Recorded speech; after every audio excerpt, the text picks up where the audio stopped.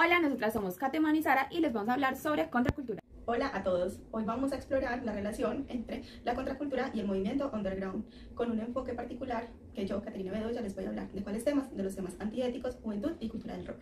La contracultura se refiere a un movimiento que se opone a los valores y normas establecidos por la sociedad. Un ejemplo perfecto de esto son los hippies de la década de 1960, que desafiaron las normas sociales y políticas de su tiempo, abogaban por la paz, el amor y la libertad y rechazaban la guerra y la conformidad. En la antiética, el texto nos habla de cómo critica a los adultos y cómo se han integrado en una sociedad de producción y consumo. Los jóvenes planean una alineación entre la producción y los valores implicados en la contracultura son meramente horizontales, es decir, que se refieren a las relaciones de la comunicación, amor, afecto y respeto, entre otros. Estamos ante una sociedad de clases, es decir, una sociedad injusta y corrupta. La causa de este mal sería la explotación económica según Marx, desde que lo económico es lo determinante en última instancia. Para acabar contra este mal y eliminar este mal, el marxismo dice que debemos de hacer una revolución de orden social y político y tener como meta una sociedad sin clases, lo que hemos conocido como consumismo. En la juventud, antes de los años 60, solo existían jóvenes preadultos o jóvenes adultos. Los jóvenes preadultos son aquellos que intentaban imitar el modelo de los adultos. Con la Segunda Guerra Mundial, los jóvenes comienzan a sospechar y a retirarse de los ideales políticos de los adultos. Entonces recurren a lo que Arauen llamó el retiro de la vida privada, que es donde simplemente los jóvenes simplemente se preocupan de realizarse profesionalmente y tener una vida familiar más o menos satisfactoria. Y la cultura del rock como último tema es en los años 60, cuando se da el origen del rock, fenómeno que en la primera instancia fue llamado pop por estar top en las listas. El rock entonces podríamos decir que tiene un origen próximo y remoto. ¿El remoto cuál es? Es el grito de los negros cuando fueron sacados de sus tierras y trasladados a América para ser esclavos. Sus lamentos se convirtieron en música triste, nostálgica, conocida hoy en día como el blues. Después de un tiempo llegó a la ciudad y se conoció como el blues urbano, donde hablaban del trabajo, su sexualidad y sobre ser negro. El rock ya de origen lo podemos ver en Inglaterra, donde se hace una versión del blues de Chicago. Es entonces donde el rock marca una identidad de los jóvenes. Es un fenómeno de la juventud y para la juventud. Ahora vamos a comprender un poco desde el pensamiento marxista cuál era la actitud de los jóvenes de los 60. Para estos jóvenes, la causa del mal era la sociedad y el mal la forma de vida de los adultos de la época. Para ellos, el problema era la producción y el consumo desmesurado, lo cual consideraban una trampa del capitalismo. Para estos jóvenes, llevaban un concepto moderno, que es la revolución, rechazando así instituciones como el ejército por los discursos de las autoridades y el mismo trabajo que ellas implicaban.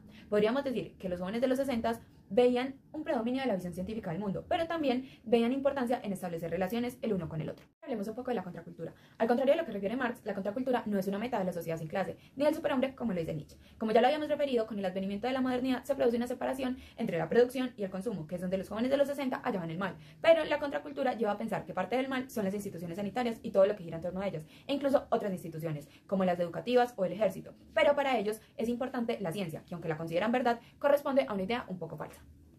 Los hippies son un gran icono de la contracultura, y aunque estos fueron vilipendiados en su época, ahora les llamamos libertadores, y son considerados creadores de industria y responsables de crear grandes avances tecnológicos y de cambiar una de las naciones más poderosas del planeta. Lo que hacían ellos era un experimento del estilo de vida, desde las artes hasta la política, y su forma de expresarse crean una nueva forma de lo ya acostumbrado. Con personajes importantes como el Dr. Hoffman o Stanley, se empezó el uso de sustancias alucinógenas como el LSD, y alrededor de esto, el apogeo del comercio en grandes ciudades, nuevas expresiones musicales e incluso novedosos experimentos científicos. Los hippies, más que un movimiento revolucionario, eran considerados una sociedad alternativa. Para 1966 ya existían ciudades completamente envueltas en esta nueva corriente. El impacto de esta nueva forma de comportamiento fue tan grande que para 1979 el 70% de los jóvenes estadounidenses admitieron haber consumido drogas. Pero el impacto no solo era cultural, sino también tecnológico, pues en el 77 Steve Jobs y su compañero presentaron la primera computadora personal comercialmente viable. Esto con un gran impacto del área, que se creía provenía de los hippies. El término underground abarca una tradición más amplia de pensamiento heterodoxo a lo largo de la historia occidental, paralela y subterránea a la cultura dominante. Se caracteriza por una resistencia a los sistemas autoritarios, un enfoque en la importancia de las esferas pública y privada y un énfasis en la solidaridad, la resistencia a los sistemas de poder y la priorización de la vida sobre el pensamiento. Esta tradición tiene sus raíces en la creencia de una profunda unidad de la naturaleza y una transformación continua del universo, que requiere una supraconciencia para comprender y pertenecer a esta interconexión. La tradición underground no es un fenómeno históricamente aislado, sino que forma parte de un proceso mucho más antiguo que se origina en las sociedades chamánicas y corre paralelo a la cultura occidental dominante, lo que lleva a su caracterización como underground debido a su estatus marginal.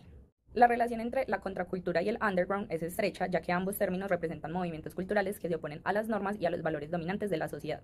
La contracultura se refiere específicamente a un movimiento juvenil de los años 60, como el hipismo, que desconfiaba de la razón y de los poderes públicos, enfatizando la importancia de lo privado y de lo público. Por su parte, el underground es una tradición del pensamiento heterodoxo, como mencioné anteriormente, que resiste a sistemas de poder y organizaciones autoritarias. Ambos movimientos comparten una resistencia a las normas establecidas y una búsqueda de solidaridad mundial, lo que los vincula estrechamente en su lucha contra el sistema ortodoxo y autoritario. La influencia del underground en la cultura contemporánea ha sido significativa, ya que ha permeado diversos aspectos de la sociedad. En la actualidad, su relevancia se manifiesta en movimientos artísticos, la resistencia a sistemas de poder y organizaciones autoritarias y la promoción de la solidaridad mundial. Además, su énfasis en la importancia de la vida sobre el pensamiento continúa siendo una influencia en la forma en la que las personas perciben y se relacionan con el mundo que les rodea.